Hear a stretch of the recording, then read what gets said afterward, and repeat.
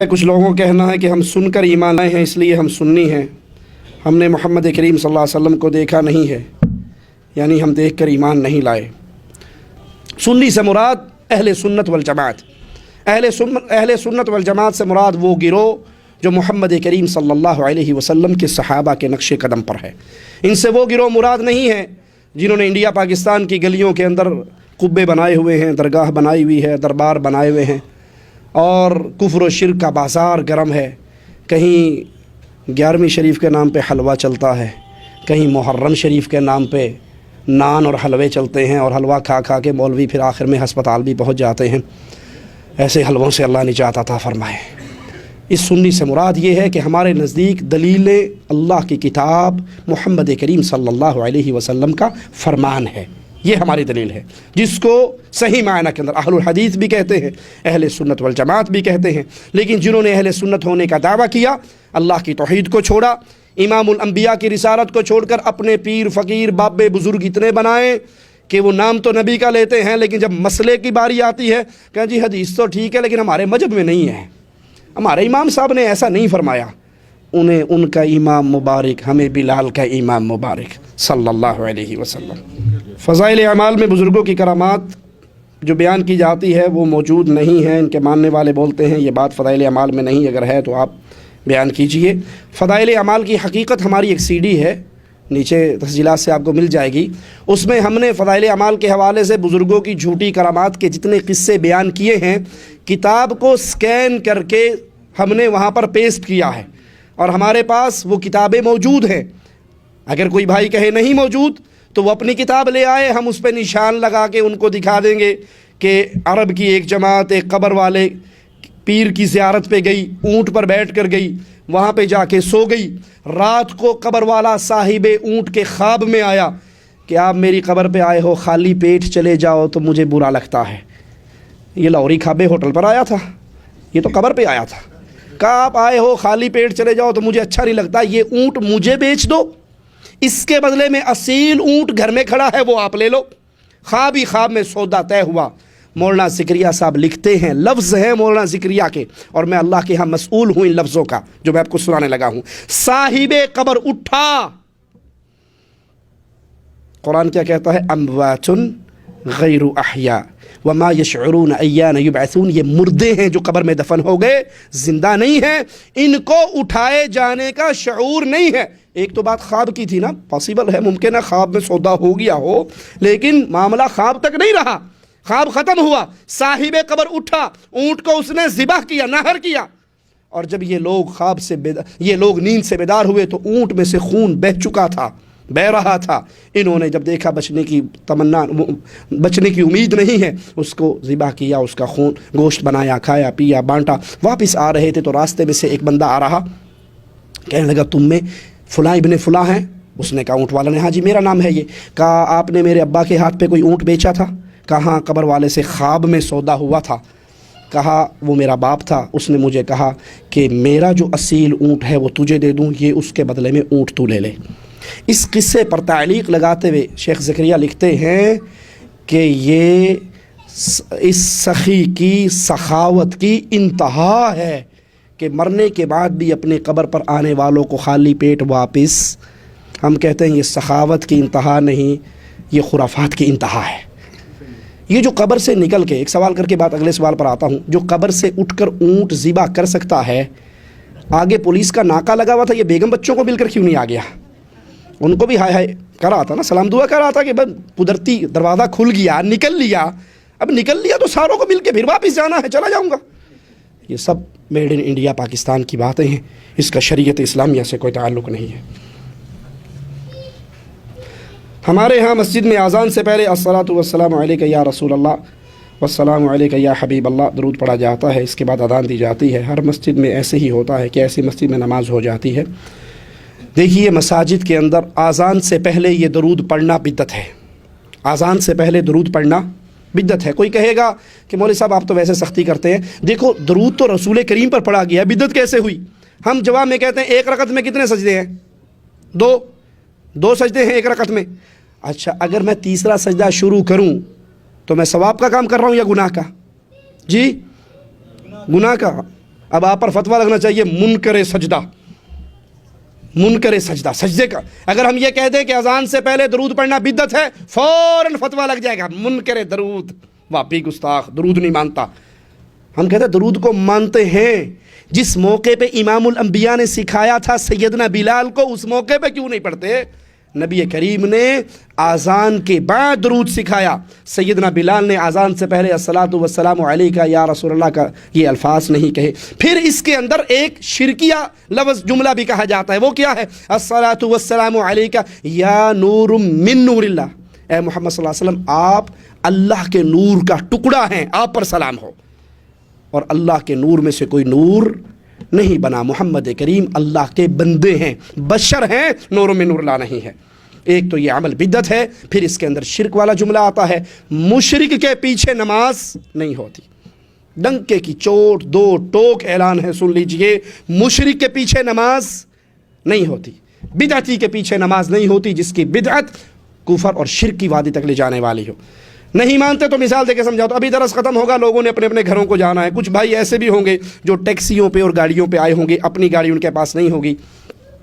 جب آپ نیچے اتریں، ایک ٹیکسی والے کو دیکھیں وہ روڈ پہ کھڑا ہو اور کہہ رہا ہے جناب کہاں جانا ہے؟ جی فلانی جگہ جانا ہے، آؤ میں بلاش لے جاتا ہوں، مجانن لے جاتا ہوں، فری لے جاتا ہوں، بیٹھ جاؤ، کوئی پیسہ نہیں، کوئی بھاڑا نہیں، بیٹھو۔ آپ جب بیٹھنے لگے، ڈرائیور صاحب کو آپ نے غور سے دیکھا، وہ انا سی، وہ اندھا تھا، بیٹھ جاؤ گے؟ ہیں اندھے کی ٹیکسی میں بیٹھو گے؟ نہیں، کیوں؟ ایک اندھا ہے، مرے گا بھی مارے گا بھی۔ ارے بھائی اندھا ہے، اس نے اپنا کام کرنا، اپنے اپنا کام کرنا۔ یہی مثال دیتے ہیں نا، نماز پڑھنی اس نے اپنی پڑھنی، ہم نے اپنی پڑھنی، اس نے اپنا کام کرنا، گاڑی چلانی آپ نے اپنا کام کرنا، بیٹھے رہنا۔ اس کو چلانی نہیں آتی، اندھا ہے، مرے گا۔ جو مشرک ہے وہ توحید میں، عقیدے میں، ایمان میں اندھا ہے، اس کی اپنی نہیں ہو رہی، آپ کی کہاں ہوگی؟ یہاں پر امام صاحب امامت کرواتے ہیں اور مسجد میں لکھا ہوتا ہے یا محمد یا علی یا فاطمہ یا حسن۔ اگر وہاں پر آدمی جماعت کے ساتھ نماز نہ پڑھے تو فتنے کا خطرہ ہے۔ جو مسجد اہل شرک کی ہے، جہاں امام مشرک ہے، جن مسجدوں میں قبریں ہیں، جن مسجدوں میں غیر اللہ کو پکارا جا رہا ہے، آپ اس سے بہتر ہے کہ اپنے گھر کے اندر نماز پڑھیں، اپنے بیوی بچوں کو پیچھا کھڑا کر لیں، یا مجلس کے اندر، بیٹھک کے اندر اپنے اہل ایمان دوستوں کو بلا کر وہاں جماعت کروائیں۔ مشرک کے پیچھے نماز نہیں ہوتی، اور جن مسجدوں میں قبریں ہوں وہاں پر نماز نہیں ہوتی، جہاں غیر اللہ کو پکارا جائے وہاں نہیں پڑھنی چاہیے۔ ہمارے مذہب اسلام میں پینٹ اور شرٹ پہننا کیسا ہے، جائز ہے یا نہیں؟ دیکھیے، لباس کے بارے میں امام الانبیاء کا فرمان ہے، ایسا لباس نہ پہنو جس سے انسان کا جسم، انسان کا ننگ ظاہر ہو، انسان کا وجود، اس کے باڈی پارٹس واضح ہوں، ایسا لباس نہیں پہننا چاہیے۔ اگر کوئی کھلی پینٹ پہنتا ہے، بیگی پینٹ پہنتا ہے، جس سے رکوع اور سجدے میں جاتے ہوئے اس کا جسم نمایاں نہیں ہوتا، پینٹ پہننے والا جب رکوع میں جاتا ہے تو درزی اگر پیچھے کھڑا ہوگا تو انچی ٹیپ کے حساب سے بتا دے گا یہ اتنے انچ کی ہے اور یہ اتنے انچ کی ٹانگ ہے اس کی، ہیں؟ یہ لباس منع ہے۔ آپ بیگی پینٹ پہنیں، شرٹ جو پہنے اس کو پینٹ کے اندر دینے کی بجائے باہر نکالیں، آپ کی شرٹ گھٹنوں تک کی ہو، آپ کی شرمگاہیں چھپی ہوئی ہو۔ لباس میں آزادی ہے، لیکن کفار سے مشابہت کرنا منع ہے، اور ایسا تنگ لباس، ٹائٹ لباس پہننا منع ہے کہ سڑک پہ جاتے ہوئے دور سے کوئی 5ویں کلاس کا بچہ دیکھے تو کہ 11 لکھا ہوا نظر آ رہا ہے۔ یہ لباس منع ہے، ایسا لباس نہیں پہننا چاہیے۔ جزاکم اللہ خیر، سبحانک اللہم وبحمدک، اشہد لا الہ الا انت، استغفرک واتوب الیک۔ سوال آخری کہتے آیا ہے کہ مسجد میں نکاح کے بارے میں بیان کیجئے، کیا مسجد میں نکاح کروانا جائز ہے؟ جی بالکل، بہت اچھا ہے کہ مسجد کے اندر نکاح ہو، ٹھیک ہے، شادی ہال کا خرچہ بچے گا، سارے پنگے ختم ہوں گے۔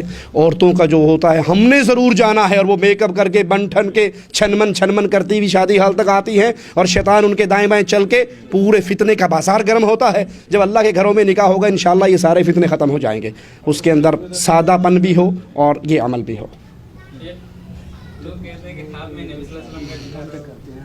خواب کے اندر امام الانبیاء علیہ الصلاۃ والسلام کا دیدار ہو سکتا ہے؟ اللہ یہ میری اور آپ کی قسمت میں کرے، ہمیں نبی کریم صلی اللہ علیہ وسلم کا دیدار ہو سکتا ہے، ٹھیک ہے، اللہ دیدار کروا سکتا ہے۔ پہلی بات یہ ہے کہ اس دیدار کے اندر آپ کے اور میرے پاس گارنٹی نہیں ہے کہ یہ امام الانبیاء ہیں یا نہیں۔ آپ نے اور میں نے امام الانبیاء کو دیکھا نہیں علیہ الصلاۃ والسلام، ٹھیک ہے؟ اللہ سے دعا ہے اللہ ہمیں جنت میں اپنے نبی کا ساتھ اور پڑوس عطا فرمائے۔ خواب کے اندر ہمیں نبی کریم صلی اللہ علیہ وسلم نظر آئے، ٹھیک ہے، ہمیں نہیں پتا کہ یہ رسول کریم صلی اللہ علیہ وسلم ہیں یا نہیں۔ درست ہے کہ شیطان نبی کی صورت میں نہیں آ سکتا، لیکن شیطان کسی اور نیک صورت میں آ کے جھوٹ تو بول سکتا ہے، ٹھیک ہے۔ تو گارنٹی اس سے صرف وہی کہہ سکتے ہیں جنہوں نے رسول کریم صلی اللہ علیہ وسلم کو دیکھا، نبی کریم کے صحابہ یا صحابہ کے وہ شاگرد، وہ تابعین، وہ لوگ، وہ اصحاب سیر جنہوں نے نبی کریم صلی اللہ علیہ وسلم کی صورت کو یاد کیا ہوا۔ نمبر 2، شریعت بند ہو چکی ہے کتاب اور سنت میں، قرآن اور حدیث کے اندر۔ اگر خواب کے اندر کوئی آ کر یہ کہے میں آپ کا نبی ہوں، اور پھر وہاں پر کہا جائے یہ حلال ہے اور یہ حرام ہے، اور وہ شریعت کے حلال و حرام سے ٹکراتا ہو، تو خواب ہمارے لیے دلیل نہیں ہے۔ واللہ اعلم۔ اس سوال سے پہلے یہ سوال ہے، شادیوں میں شادیوں میں اخراجات کے بارے میں کسی بھائی نے سوال کیا ہے، تو نکاح کو آسان کیجئے۔ اب مصیبت یہ ہے کہ زنا آسان ہو چکا ہے اور نکاح مشکل ہو چکا ہے، اور یہ شادیوں میں جو کچھ خرافات ہوتی ہیں، یہ انڈیا سے پاکستان اور پاکستان سے انڈیا مل جل کر کام چل رہا ہے۔ چونکہ ہندوؤں کے معاشرے میں رہے، ہندوؤں کو دیکھا، انہی کی شادیوں کو دیکھا۔ عبد الرحمن کی شادی اور رام چندر کی شادی، ایک فرق دونوں میں نظر آئے گا، یہ آگ کے اوپر پھیرے مارتا ہے اور مولوی دوسرے کو 7 کلمے پڑھواتا ہے، پڑھ ایک کلمہ نہیں پڑھاتے، سارے کلمے الف سے لے کے یہ تک۔ وہ اتنے لمبے کلمے اس لیے بنائے ہیں کہ اگر یہ ویلڈنگ نہ ہو، یہ ٹچ نہ لگے، تو کوئی بندہ بھی نکاح پڑھا سکتا ہے، خطبہ مسنونہ پڑھ کے قبول و ایجاب کوئی بھی کروا سکتا ہے، یہ فرق ہے۔ اس کے علاوہ بارات ادھر بھی 20 گاڑیاں آ رہی ہیں، ادھر بھی 20 گاڑیاں آ رہی ہیں، جہیز کے ٹرک ادھر سے بھی نکل رہے ہیں، ادھر سے بھی نکل رہے ہیں، وہ لمبی توتیوں والے ادھر بھی آ رہے ہیں، ادھر بھی آ رہے ہیں، ابٹن کی رسمیں ادھر بھی چل رہی ہیں، ادھر بھی چل رہی ہیں۔ صحرا یہ مولوی صاحب بھی باندھ کر آ رہے ہیں، عبد الرحمن بھی، اور رام چندر نے بھی صحرا باندھا ہے، صحرا اٹھا کر دیکھتا ہے کون آیا کون نہیں آیا، یہ دونوں طرف چل رہا ہے، ٹھیک ہے۔ دلہن تیار ہو کے گھر میں آ گئی، ولیمے والے دن دلہن دلہا تیار ہو کے ایک صوفے پر، عورتوں مردوں کے مخلوط اجتماع میں مسلمان کی بیوی بھی آ رہی ہے اور ہندو کی بیوی بھی آ رہی ہے۔ سالی صاحبہ بہنوئی صاحب سے کھٹا کڑوا دودھ پلا کر اٹکھیلیاں ادھر بھی کر رہی ہے اور ادھر بھی کر رہی ہے۔ جوتی چرائی کی رسم ادھر بھی ہے اور ادھر بھی ہے۔ بیگم کے کمرے میں جانے سے پہلے خامن صاحب کی بہنیں، ان کی کزنیں، کنڈا پکڑائی کی رسم رام چندر کی بہنیں بھی کر رہی ہیں، عبداللہ کی بہنیں بھی کر رہی ہیں۔ کون سی رسم ہے جو ادھر ہے اور ادھر نہیں ہے؟ یہ شادی مسلمانوں کی شادی نہیں ہے، یہ رسول کریم صلی اللہ علیہ وسلم کے ماننے والوں کی شادی نہیں ہے، یہ ہندوؤں کا طریقہ ہے۔ جہیز یاد کر لیجئے، جہیز یاد کر لیجئے، یاد کر لیجئے، پھر یاد کر لیجئے، یہ ہندوؤں کی رسم ہے جسے قطیہ دان کہا جاتا ہے۔ ہندو جہیز دے کر وراثت سے اپنی بیٹیوں کو محروم کر دیتے ہیں، مسلمان بھی جہیز کے ٹرک بھر کے دے کر مرتے ہوئے ساری زمین اپنے بیٹوں کے نام کروا جاتا ہے۔ اس کا اسلام سے تعلق نہیں ہے۔ اللہ کے لیے صرف نماز پڑھتے ہوئے محمدی نہ بنو، شادی کرواتے بھی محمدی بنو۔ اللہ ہمیں اس پر عمل کرنے کی توفیق عطا فرمائے۔ کیا عورت کی آواز مرد سن سکتے ہیں؟ عورتوں کے کہیں ترس آتے ہیں۔ دیکھیے، دین کی بات سننے سمجھنے کے لیے اگر انسان کو ضرورت ہو، مجبوری کی حالت میں ہو، کہیں علماء مرد ہیں ہی نہیں ہیں، صرف عورتیں ہی رہ گئی ہیں، ٹھیک ہے، تو ان سے سیکھ لیا جائے پردے کے پیچھے، جہاں فتنے کا ڈر نہ ہو، ٹھیک ہے۔ اور دلیل اس کی ہے کہ سیدہ عائشہ رضی اللہ تعالی عنہا سے صحابہ کرام نے رسول کریم صلی اللہ علیہ وسلم کے گھر کے حالات پوچھے، کیونکہ سیدہ عائشہ ان میں سب سے زیادہ جاننے والی تھی۔ لیکن جب علماء موجود ہوں، مرد موجود ہو، تو مرد کو دین مرد سے ہی سیکھنا چاہیے، لیکن عورتیں مردوں کی آواز سن کر دین اسلام کی باتیں سن سکتی ہیں، سیکھ سکتی ہیں۔ اللہ ہمیں عمل کی توفیق عطا فرمائے۔ سبحانک اللہم وبحمدک، اشہد ان لا الہ الا انت، استغفرک و اتوب الیک۔